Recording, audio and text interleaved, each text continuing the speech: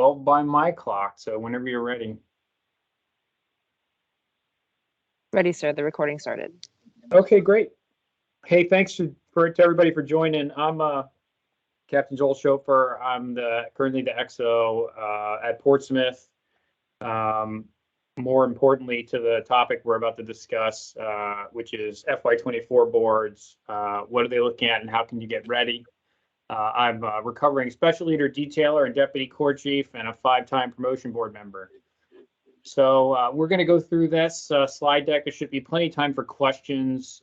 Commander Ankalawi is going to kind of monitor for hands raised and typed questions as we go. I think it's probably good we'll address the questions as they come up, and then there'll be plenty of time at the end if you want to save them for the end. If as we get along, there are too many questions and it looks like we might have problems finishing by 1300, then I'll just hold questions till the end. Did the slide go, Jen? Yes, sir, it did. Awesome, thanks. All right, so first thing we're going to talk about for the FY24 boards is what they're looking at. So they're looking at your official military personnel file, also known as your OMPF. They are mandatorily going to look at your last 5 years of your fit reps, but the entire record is available for review. They can really see anything in your OMPF if they want to. They will definitively look at your officer summary record or OSR. They will look at your performance summary record or PSR. They will look at letters to the board if you're in zone or above zone. Below zone letters only get looked at if you get pulled into the crunch, which we'll talk about a little bit later. They don't look at your officer data card or ODC or your official photograph, but you still need them both. So we're going to talk about how to make sure you have those. So the way this board process works is pretty simple. There's the pre-board process where the officer reviews and updates their record and submits letters to the board. This is pretty much all the stuff we're going to talk about in the next hour. And then the board convenes.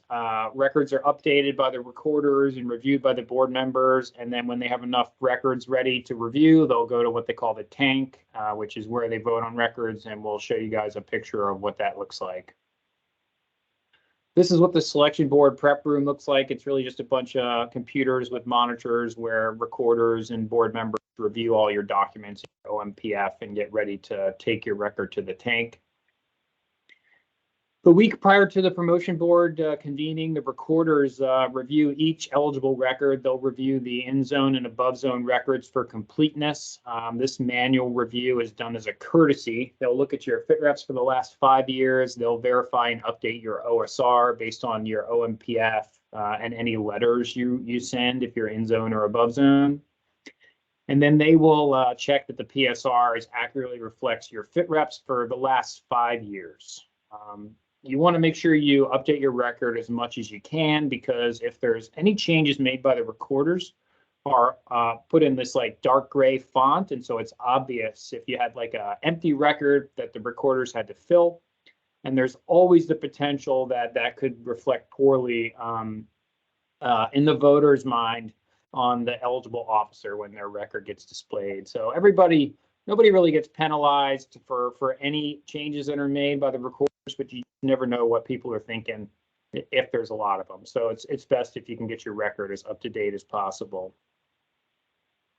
Once the records are reviewed by the recorders and the voting members start to arrive, they get sworn in, and then your records are randomly assigned to a primary reviewer. They review and grade the above zone and in zone records in the board prep rooms that we showed you guys a picture of. They don't at this point review and grade below zone records. They make notes that we're going to look at. I'll show you some examples to brief your record when it goes up in front of the board. And when they have enough records, they forward them electronically to the tank, which is the room. That looks something like this. Nowadays, the seats are further apart to accommodate for social distancing, but it's really just a bunch of projectors and screens where everybody sits there and votes on your record. What is displayed in the tank? They no longer display your photo. So what you can see here on the left side screen is a fake OSR, and what you can see on the other 3 screens to the right are someone's fake PSR. Not displayed as a really tiny screen in the upper right that demonstrates how many people have voted, how many people have yet to vote, and what the confidence level is overall for that officer. So here's what an OSR looks like. And this is just a mock-up fake OSR, but essentially what happens is this one's been reviewed twice. You can see reviewer number 3 in the upper left gave this record an overall A-. And anything that they marked up that was displayed in the board is in dark blue. So you can see they circled the degrees. They wrote some notes like letter to the board is our recommendations from the SG and the CO of Naval Hospital Naples. This record was looked at, was sent back to the crunch for a second review, and you can see that reviewer number 1 in kind of like purple. Some other remarks. They can really do whatever they want. They can type press 100, put smiley faces, thumbs up, thumbs down, circle anything they want. Really what they're doing is they're just trying to mark up your record so that when it shows up in the board, they could brief it until voting is complete, which oftentimes can be as quick as a minute, 2 minutes at the most. They'll do the same thing for your PSR. This is a fake PSR. What they do is they put horizontal break lines in between important things like promotions or PCSs, maybe a transition from residency to staff tour. And then you see kind of down that slightly to the right middle column, they'll put down arrows or up arrows. And down arrow means you were below the reporting senior's cumulative average, which we'll look at in detail later. An up arrow means you were above it. Obviously, you want to try to have up arrows.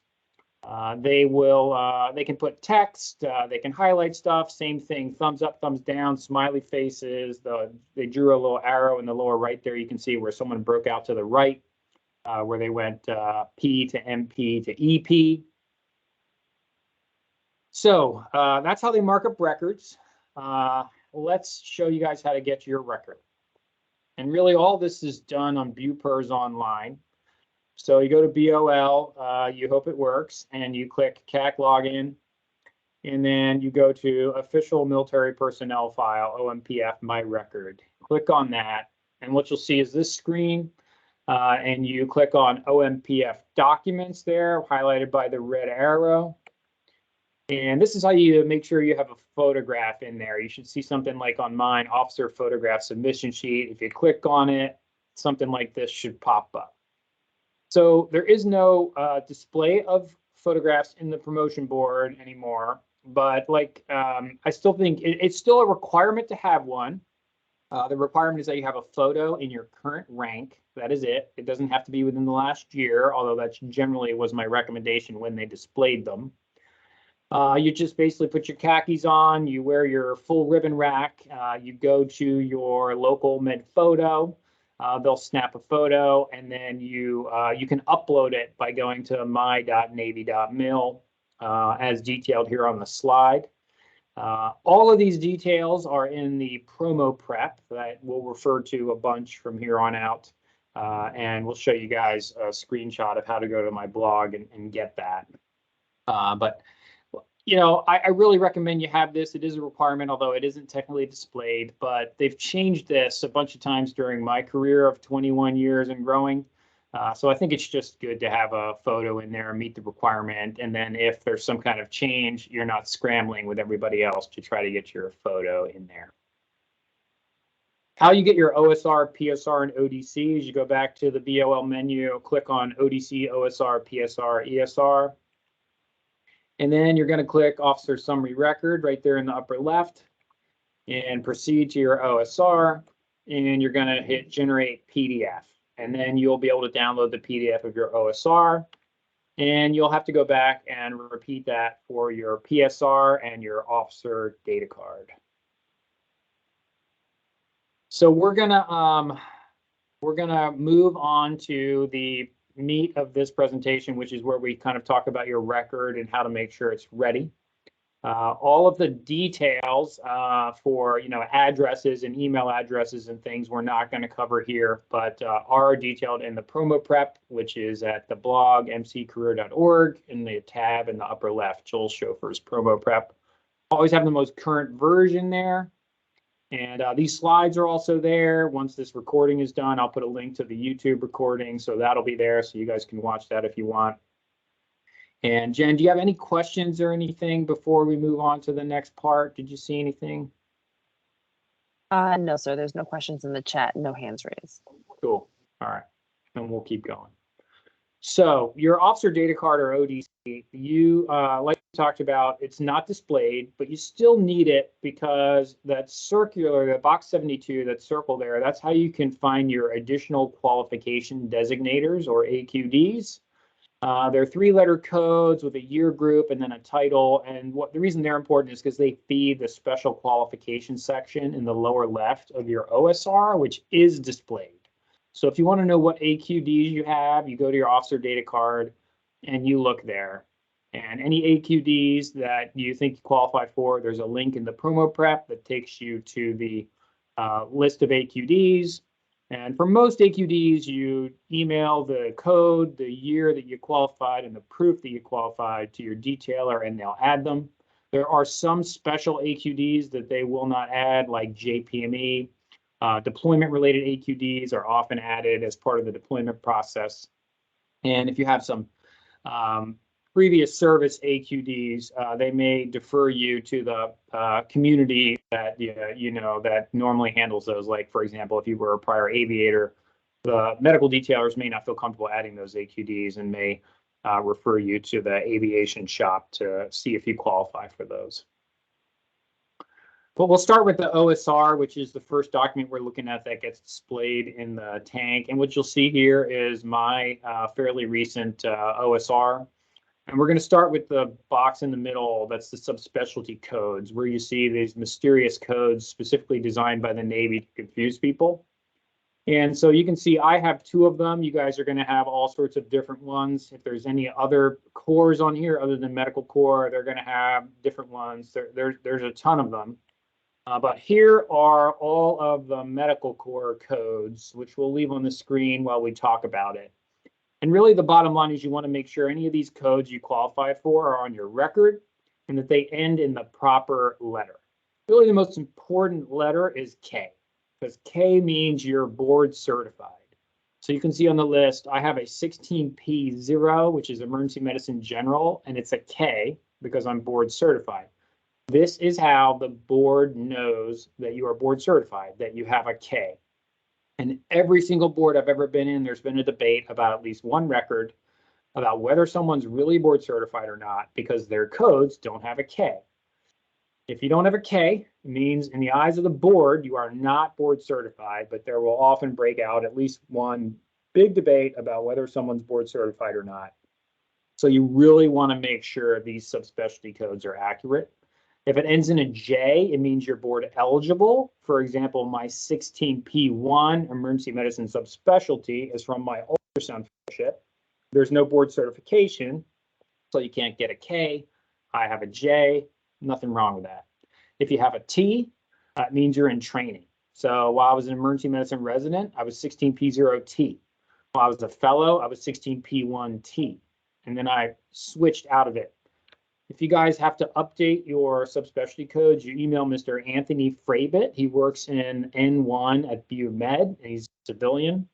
And if you send him the changes you need and proof that you're board certified, he will make those changes. His email address is in the global. It does not automatically update, unfortunately, when you get board certified pay. They do try to communicate with each other so that if you request board certified pay, that they update your code, but it's not guaranteed, so you definitely need to double check. The rest of the OSR will quickly go through. The details of how to do each one of these things is again in the promo prep. But in the upper left there, you'll see degrees. It's very common that degrees during transitions of systems over the last few years, that degrees have been duplicated. Like you can see, I'm not just a doctor once, but apparently I'm a doctor twice. Trust me, there's tons of records like that, and I really wouldn't worry about it if I was you. You just want to make sure any degrees you have are reflected there. It's very common in the medical corps for people to be what we call high school graduates, where you look there and there's absolutely no degrees. They don't even have an undergraduate degree, and we all know you do because you're doctors. So you want to make sure your degrees are accurate. You submit them via My Navy Career Center, and the details about how to do that are in the promo prep. We'll move to the upper right. Those are service schools. You can see that's also submitted through My Navy Career Center. Usually what you do is you look at the list of service schools. Doesn't matter how important you think the course is that you took. If it's not on the list of service schools, it can't be added to this block. You could really just mention it in block 41 of your fit rep if it's not a service school. That's how you let the promotion board know that you did it. But any service schools on the list, and there's a link to the list in the promo prep. It's about 4 pages long, PDF. You send the schools that you want to add and the certificate that proves that you finished it to the My Navy Career Center. Most of the time, if you finish a school, it gets added automatically. But occasionally you'll find one that didn't get added and you'll need to submit that. In the middle of the OSR is awards. You can see those used to be in what was called NDAWS, awards.navy.mil, but now they've transitioned to BOL. This is probably the most frustrating portion of your OSR to update. The detailed instructions about how to try to do it are in the promo prep. Usually the first step is to go to your servicing MilPERS or PSD or awards point of contact and have them try to fix it. But I will admit it can be pretty frustrating to try to get it correct. Finally, at the bottom is the special qualifications section that we already talked about when we were looking at your officer data card. So 2 things feed this section. Number 1 is AQDs, which we already talked about. Those are the codes. You check the list in the promo prep, send most of the codes to your detailers, and they add them for you if you're not already there. And the second thing is billets. So if you spend the required amount of time in the proper billet, you'll get a qual added there. For example, my number 4 is PERS Dist Off, PERS Personnel Distribution Officer. That's detailer. There's no AQD for the detailer, but because I was in a detailer billet for greater than 6 months, I got that qualification. There's other ones on there that are similar. And any questions, Jen, about OSR before we move to PSR? We'll pause for a little bit just in case someone has it. There are no hands raised and there's no questions in the chat, but please feel free to take yourself off mute and ask your question now if you do have a question.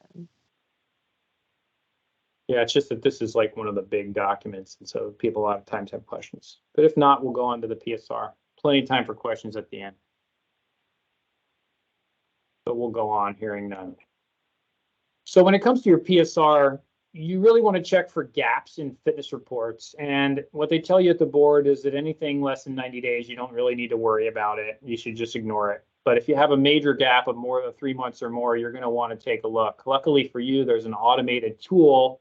If you go to BOL and you click on CCA/FitRep/eval reports, and you click performance evaluation continuity report, it will show you if there's gaps, and hopefully you see what you see at the bottom of mine, no missing periods to display.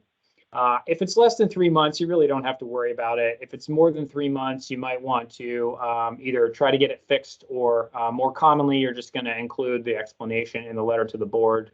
If it's not within the last 5 years, it's also probably something that they're not going to notice at all. So it's very common for people to have gaps related to being medical students. But if it's not within the last 5 years, honestly, it's probably not something you need to worry about. The rest of your PSR is unfortunately a manual review where you just grab your beverage of choice, your fit reps, and your PSR, and you have to sit down. And so we'll just go through one of mine and we'll show you kind of the things I would have checked if it was me. So at the top there is what my PSR from when I was a detailer, and starting from the left to the right, the first red arrow on the left, really you want to make sure your traits are accurate. It doesn't really tell you where you got your 3s, 4s, and 5s, but it tells you the number of them. So I got 5 5s and 1 4. And then the box to the right of that, you can see two 4.83s. Your individual average on that fit rep should be the top number. And then the summary group average for that batch of fit reps is the number below. So this was a 1 of 1. So you can see that I got a 4.83. And since it was a 1 of 1, it was the same summary group average. You may not know what the summary group average is, and it may change sometimes if there's corrections to fitness reports, and it may not completely agree with what you're showing on the version of this fit rep that you have. But you want to make sure your traits are accurate and your individual is accurate, because when they're drawing those up and down arrows, they're going to be comparing your average to the reporting senior's cumulative average, or RISCA, which is that number on the bottom next to it. So 4.46 in this case. So what that box means is that this reporting senior had reviewed, at that time, had reviewed 14 05s of all cores. So not just 14 medical core, but 14 05s of all cores. And the average for that reporting senior was 4.46. So you can see my 4.83 was above the 4.46. So I would have had an up arrow. If it was below that, it would have been a down arrow. You can see at the bottom there on this screenshot that my JTF Gitmo fit rep, I had a 4.67, but the reporting senior's cumulative average was blank. So it generally takes about 3 months once your fit rep appears for that to update. So if it's a 0 and 0.00, that just really means the system hasn't updated yet. So once I get a fit rep, I usually wait 90 days or so to go to my PSR and make sure that everything's accurate. Finally, all the way on the right, you're going to want to look in the PRT column and make sure there's no Fs. Really, any other code is fine. You just want to make sure you don't have an F unless you really truly failed the PRT or BCA. And then you want to make sure the X's are in the right boxes for P, MP, and EP. There certainly have been numerous people that have had an EP or an MP, and for some reason the X showed up in the P. Now, all of this happens a lot quicker with eNavFit. I know I've recently renamed it eNav Unfit. Because we're all having so many problems with it. But, you know, I got my 06 fit rep in there, and once we finally work through it, and it shows up, you know, in a couple of days on eNavFit, and my PSR updated pretty quickly. Now, the rest of this, you can check if you want to, but really that's the important stuff. And you're going to have to repeat it for every fitness report. It's best if you do this earlier in your career, do them for all of them. And then as you get new ones, you just give it 90 days, and then you go double check that the new one showed up properly. If you want to just be efficient about it, you can also just focus on the last 5 years. That's probably all they'll look at. But like we said in the beginning, everything is available. So if you had a failure of your PRT 8 years ago, doubt that would be an impact. But if it wasn't correct, I would want it fixed, because you'll never really know what was said or what they looked at on your record in the promotion board, because people aren't allowed to talk about it. So we'll stop there, see if there's any questions before we move on to letters to the board.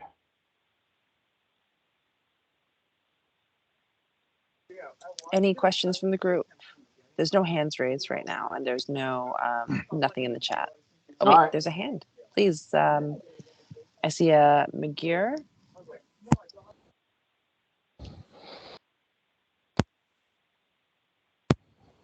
All it says is guest McGear, MCGIRR. What is it, *6 if you're on a phone to unmute?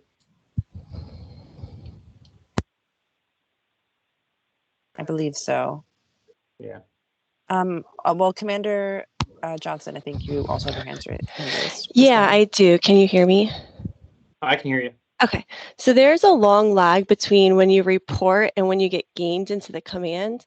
So will that have any issues with the promotion boards or your fit reps if you are not gained into the command? So like right now I've been here for a few months, but on my data card, it doesn't have that.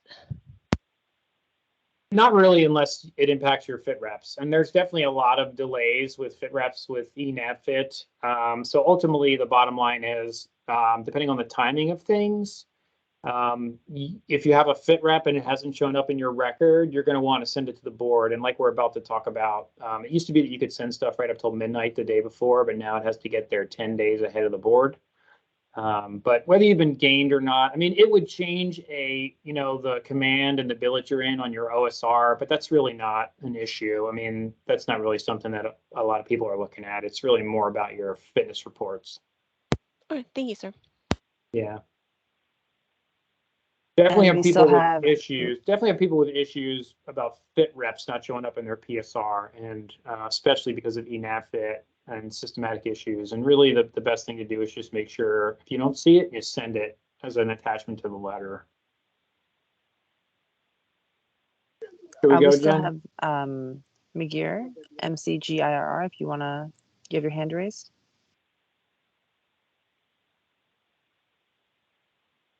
All right, well, we'll let them work on trying to get their question out. Maybe they can text it if, and we can hit them at the end. Sound good? Sounds good, sir. Yeah, so letters to the board, get a lot of questions about that. And really the bottom line is if you're thinking about sending a letter, you should probably just send one. It's not recommended to just send one for the heck of it. You know, it's only recommended if there's new information you need to present to the board that's not in your record, or if you want to tell them something that you feel that they need to know. Commonly, you tried to fix something and you couldn't fix it, or like we just talked about, your fit rep is missing and here it is. You know, all those things will not fix your record, but it'll make sure it's accurate for the board. Another common thing is to let people know, like, hey, I'm committed to the Navy, or I want to be an XO. Like, what do you want to do with the promotion if they pick you? Letters of recommendation are common.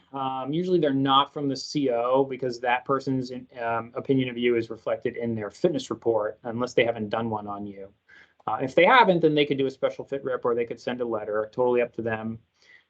Generally, if you're sending letters of recommendation, you'd want to get them from senior members that can provide meaningful information about you that's not in your record.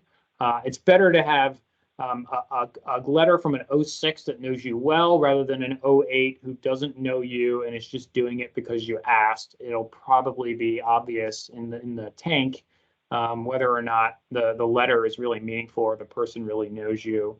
If you're not sure who to ask for a letter, I think special leader is a kind of a solid default choice. When I was a special leader, I always gave people a letter if they asked me for one, because I just thought it would be nothing more demoralizing than to ask your special leader for a letter and then to say no. But hey, anyone you ask for a letter, it's truly up to them. Some people don't send letters. Some people, and that's really an individual policy. You definitely want to watch the length and the tone. I think the last board I sat the longest was 17 pages when you included all the enclosures. And if you have that much stuff, great. But you know, anything you send, they're going to read. So be careful what you say. If you point out the DUI you just had, well, they're going to know about it. If you send them, you know, 9 pages of paragraphs about what you want to do, that's probably going to reflect more negatively on you than positively. You just want to keep it brief. Usually keep it to a page with only required attachments. Like, for example, you don't send publications to the board. But ultimately, the bottom line is the last bullet when it comes to letters. You know, there's no real answer whether you should send a letter or not. So what I usually tell people is just, if you're thinking about it, you probably should, because, you know, you just need to ask yourself the question. If you fail to promote, are you going to be kicking yourself for not sending a letter? You'll never know what happened at the board. And really what you want is you don't want regret. So if you don't get promoted or you don't get picked, you just want to make sure that the board knew everything you wanted them to know. And the only way to make sure of that is to send them a letter if there's something you want them to know that's not in your record. So just keep it short and keep it, you know, watch the tone, make sure it's formal and official. You could still mail and email them, but really electronic submission, just like with photos, is the preferred method. So this tells you how to do it. Last I checked, there is no save and return function, so you're going to have all the information, all the attachments ready to upload. And you will receive an email confirmation of receipt. It kind of looks almost like it's like an automated thing, almost like some of those emails you get when you submit a trouble ticket for one of your computer problems. And My Navy Career Center is who you reach out to if you're having issues with that. Any Sir, we have a questions hand before we raised. move on? Yes, sir, we have a hand raised. Lieutenant. Yes, hi, Passarella? Lieutenant Candace Passarella. I'm wondering, for those of us with prior service history, if getting a meaningful letter of recommendation from someone that's not in the medical corps that you used to work with would be appropriate. I mean, I think it's potentially could add value. I would say the odds that it's going to add a lot of value are pretty low. Your prior service will be obvious on your record, and so they'll know you had prior service. And I think it's pretty unlikely that someone you knew years and years ago before you started your medical career is really going to add something. But again, I would just refer you to the same thing I tell like 99% of people. You know, if you're thinking about it and you just want to make sure you gave it your 100% college try to get promoted, and you don't want to be disappointed when the list comes out and your name's not on it, then I mean, just send the letter of recommendation. I don't think it's probably going to add a whole lot of value, but I think letters to the board a lot of times are kind of like self-medication, self-care. You're just kind of, if they don't pick you, you're just guarding against regret. Did that answer your question? Yeah, yes, it did. Okay. Thank you. Yeah. So there was Anything another else? hand raised, but they put it down. But there is a question in the chat from the person who was trying to speak before but couldn't. The question is, what's it say? are fit reps from other services like the Marine Corps beyond 5 years ago available for the board to review? My prior Marine Corps fit reps are currently in my OMPF. All of my operational experiences and most significant leadership experiences are contained there. So I don't think Marine Corps fitness reports show up on a PSR. Anything in your OMPF is available, but the odds that they're going to go back and look at it are pretty close to zero, because I mean they're trying to crank through hundreds of records. So the book answer is, yeah, they're available for review, just like the rest of your record. But really what you want to do is if there's anything really important from your prior career, you're going to want to make sure it's returned to your record. I know frequently OSRs get wiped when you transition from your prior career into your medical career. But again, same thing, you know, if you have prior service, everyone's going to realize it, and that will get you some street cred at a board. But beyond that, I mean, if there's meritorious things like in the awards section of your OSR, if you have a combat action ribbon or a Purple Heart, you know, that'll be really important.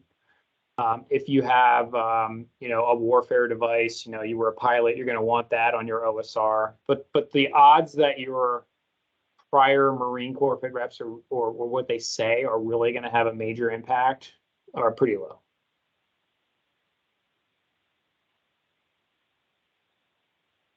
Anything else, Jen? No, sir, that's it. All right, we're going to roll. Oh, wait, I'm sorry, there's another hand raise, sir. Sounds good. Katie Sorry. Reichland. Yeah, hi, can you hear me? Yep. Hey, how are you, sir? Living the dream. No problems here. Thank you so much for your help. So I'm here at the My Record site at My Navy portal, and it's just not clear where the uploading of documents should occur.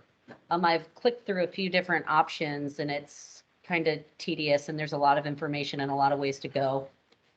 Well, the only things you can upload directly are letters or photos. Okay. Anything else you have to submit to the My Navy Career Center. They'll update your OSR or add things to your OMPF. To my knowledge, there isn't anything other than letters and photos. You have no ability to like directly upload stuff. Okay, copy. Thank you very much, sir. Yeah. Any other questions from the group? Nope. All right, we'll move on. We Done, got sir. plenty of time. We'll have time at the end. So we've kind of talked about what the board looks at, how it works. We've talked about how to kind of get your record updated. Again, most of the details are in the promo prep, but the part 2 is kind of like people want to say, well, what does the board want to see? How do I get promoted? What do I need to do? On that same tab on the blog is a bunch of stuff. I created a checklist for each rank that if you work through, it should get you in the position where you're fairly competitive for promotion. But what I did here was just as kind of useful. You know, I've seen a lot of records, been in a lot of boards, and can't talk about any of them, but there is one record I can talk about, and that's mine. I wasn't at the board, but this is what my record looked like when I was in zone for 06. I've never been picked early. I've always been picked on time. And so this is just an example of apparently what an 06 board wanted to see to pick me. And so what they wanted to see was that I updated my record. You can see all the sections were full, everything was accurate. To be honest with you, though, like even I didn't have a perfect record. I didn't have my combat action ribbon on there, so I didn't have that there for my 06 board, which was an error on my part. You can see this is a continuing learning process. It apparently takes more than 18 years to get this lovely system of ours down. They want to see that you're not a high school graduate. You've got your doctoral degrees there, any other degrees you have. They want to see you've got the K, you're board certified in your subspecialty code. They want to see that you're interested in ongoing education. You really don't get picked because you went to AMDOC or AROC now as it's named. But you know, you don't want a blank service school. You want something there, and you'd like to be fairly recent. It just demonstrates that you're engaged in your career and trying to get educated as you progress. And finally, in the lower left, you want to make sure you have all the AQDs that you qualify for. Now, AQDs really aren't that important unless they take a lot of time to achieve, which I list there in the lower right. JPME, executive medicine, operational, anything operational, whether it's a warfare device or a deployment. Those are really the important ones. I mean, number 13 for me at the time, researcher, you know, not likely going to get me promoted. But I mean, I didn't create the system. I just work within it. And you never know if there's one spot left and 2 records and they're looking at you and somebody else. And to me, I'd want the more complete, more full OSR as opposed to one that has less things on it. So I'm not saying you should, you know, get OCD about your AQDs, but if you look at the list and you qualify for something, you qualify for the researcher AQD, I think you should try to get it added to your record, because more stuff is generally better than less stuff. And you never know what's going to happen at the board. When you look at a PSR, you know, what are they looking for? Starting in the upper right, they're certainly looking for no PFA failures, PHA failures, not PHA, PFA. And, you know, if people get picked all the time that have PFA failures, but it's going to be somebody that failed and then passed. They're at least their most recent one. But you know, a lot of times in a very competitive group, it can potentially could take 5 years till that F falls off your mandatory 5-year review before you can get promoted. It just really all depends on the competitive group, what you've done, and how the board works. But really, you don't want any PFA failures.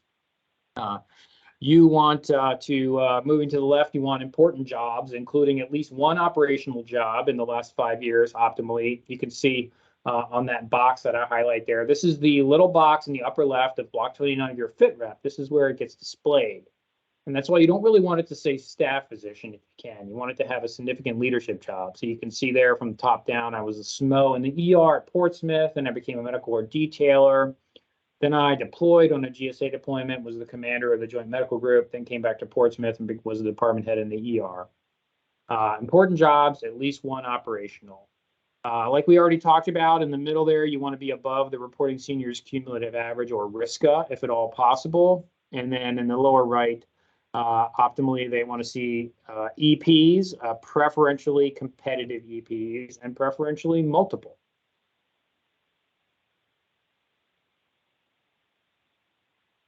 The other thing, the other way to get an insight into what boards are looking for. Yeah.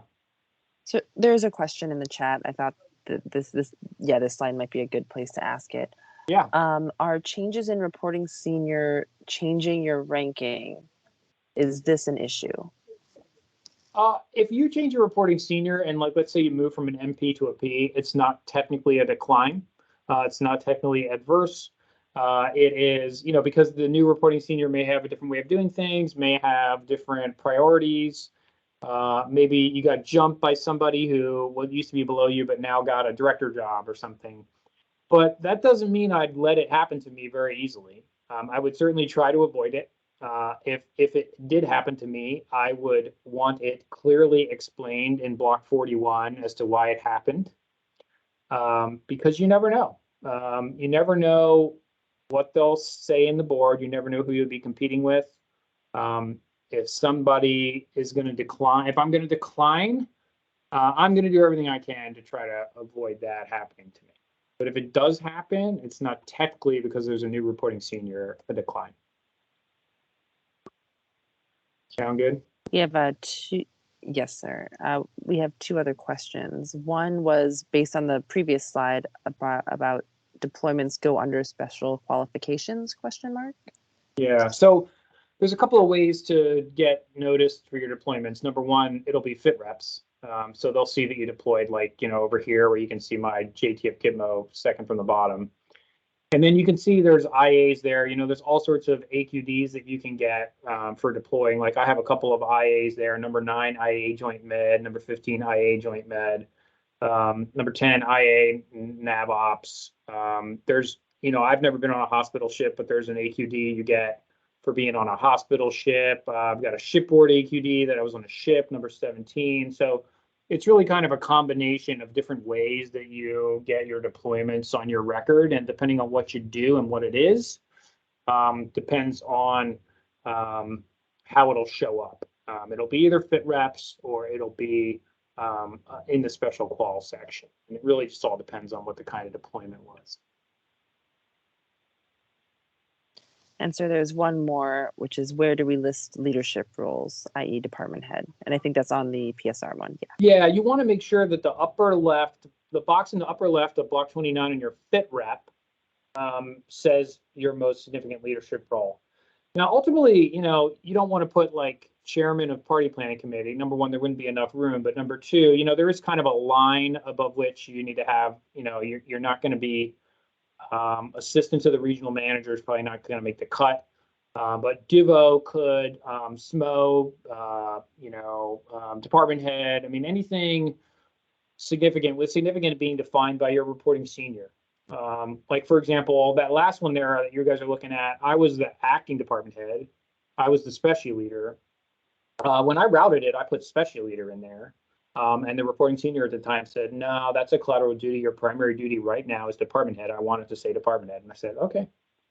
You know, it's really up to your reporting senior and what their policy is. I basically do everything I can to try to not have just physician or staff physician in there.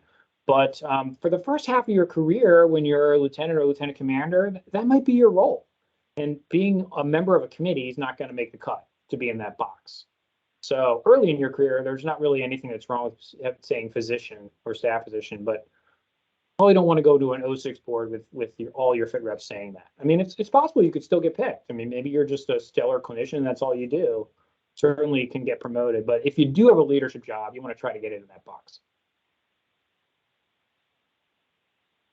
Anything else? That's all the questions. Oh, Okay. Oh, never mind. There's one more. What do you Sorry. got? No worries. If in a letter to a board, I outline operational experiences, command billets, mandatory combat fit reps, promotion to 04, 9 years ago, etc., will those experiences billets carry weight even though they were completed while I was not in medical corps and have no corresponding AQD billet? Do operational experiences and leadership billets have to be completed while in the medical corps? No, anything's possible. And like I said before, I think anything that's prior service will probably be obvious when they look at your record, unless it was a completely different service. And that stuff, a lot of that stuff didn't show up. But again, if there's any doubt in your mind, I mean, put it in the letter and send it. And that way, if you don't get picked, you know they knew about it.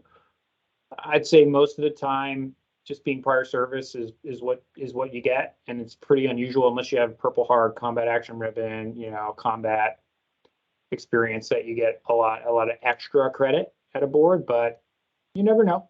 So if there's any doubt, you could always just put it in your letter, keep it short and professional and brief, and that way you'll know they knew about it. We're gonna bust That's through. everything, sir. We're gonna bust through. Good. Yes, sir. So the other way to get an idea of what the board is looking at is to actually look at the slides that they look at and review before they pick people for promotion. And so these are public. You can get them on the Navy personnel website, but you can see them here. So these are the most recent versions that are available. This is the standard medical corps career path, which is, we won't go into detail, but you guys can look at. It's all over the blog. It's obviously here. The slides will be available too. But you can look at what rank you're at and see how many of these wickets you've hit. It's pretty much impossible to do everything, but this should give you a good idea about what you need to do and what you've already done. And I do have a blog post that specifically walks you through how to look at this career progression and figure out how you're doing. And then finally, there's community values, which are organized here, updated annually. When we did this, in our office, with the current SG, we organized it with the 4 Ps. But these are the things that the board is told to look for. You can see, but it's all stuff that's on the medical corps career path: board certification, operational experience, diverse careers, increased leadership responsibility, Navy or DoD-wide impact over local impact, stuff like that. But these are the things. This slide and the last slide are the things that people are looking at and what guide them, in addition to the convening orders and precepts, all of which is public and you can get from the Navy Personnel Command. And I always put it on the blog. So that's the bottom line. We're basically done. How can you get ready? You can get ready by going and doing the promo prep. If you walk through that, it should get you to update your record. And if there's any questions, I think I'm the easiest medical corps officer in the Navy to be reached. You Google me and you can't find me, it means your internet's not working. I usually respond to people very quickly. And I will get back to you no matter how you contact me. There's my cell. There's my new lovely health.mil email address. You can contact me on my Contact Me tab on the blog. And if you want a record review, you can just email me your OSR, PSR, and ODC. It just takes me a couple minutes to review one. I've done so many of them, it's pretty quick. So we'll stop there, Jen, and see what questions people have, if any.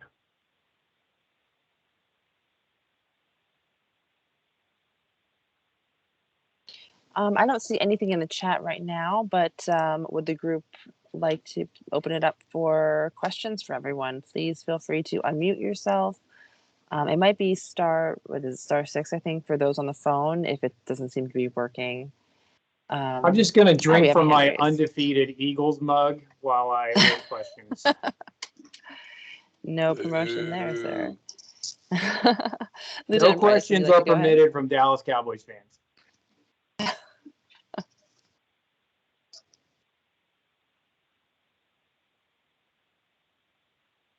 Lieutenant Price, would you like to go ahead? No? Okay, there's a question in the chat. Do you have any recommendations? Well, thanking you for the excellent brief, of course. And do you have any recommendations for navigating a 1-of-1 billet with a reporting senior who does not have any previous ratings for your rank? Yeah, this happens all the time. It's the first time a lieutenant colonel has rated an 04 or 05 medical corps officer. So no matter what you give yourself, you're going to be their reporting senior's average. So what you want to try, the best you can do, number one, realize that more and more every year you're going to get credit for just being operational. So being a 1-of-1 operational isn't necessarily a hit like maybe it was 5 years ago. The best thing you can do is get what they call a soft breakout statement. So optimally, that lieutenant colonel or whoever would have reviewed other 03s or 04s or 05s and other designators. And they could say something like, in the top 10% of the hundreds of 04s I've rated or I've interacted with. You want to basically try to get a soft breakout statement where they qualify how good they think you are, even though they don't have a RISCA for your rank.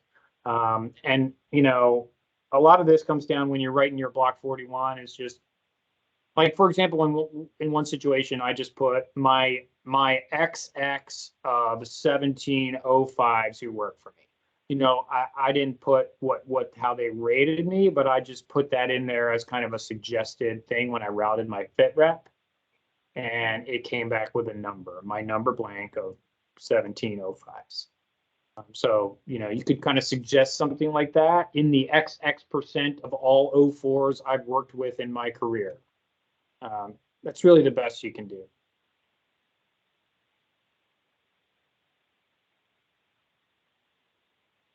Anyone else with any other questions?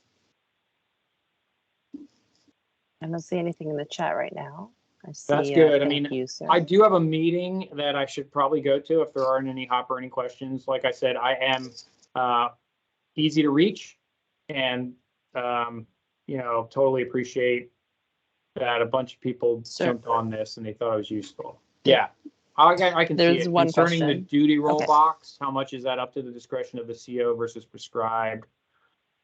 My prior CO stated mech chair would not be appropriate. See, I think mech chair is totally appropriate. I mean, that's essentially equivalent to a director job for a year or two. So, but it's up to the reporting senior. I mean, and you know, there's a lot of people I don't argue with in my career. Detailers are one. The person that bottom lines my fit rep is probably on there too. You know, you can argue with them if they don't think mech chair is appropriate, but I probably wouldn't argue too much. But it's really just, there's no guidance, no official guidance. It's up to them. Didn't argue like it. All right, Jen, I'm gonna go if that's okay, because I got to go ascend up course. to the heights of building 3. Appreciate you Of guys course, inviting sir. me, and let me know if there's anything anybody needs. Will do, sir. Thank you so much. Thank you for Thanks. being here. Yep.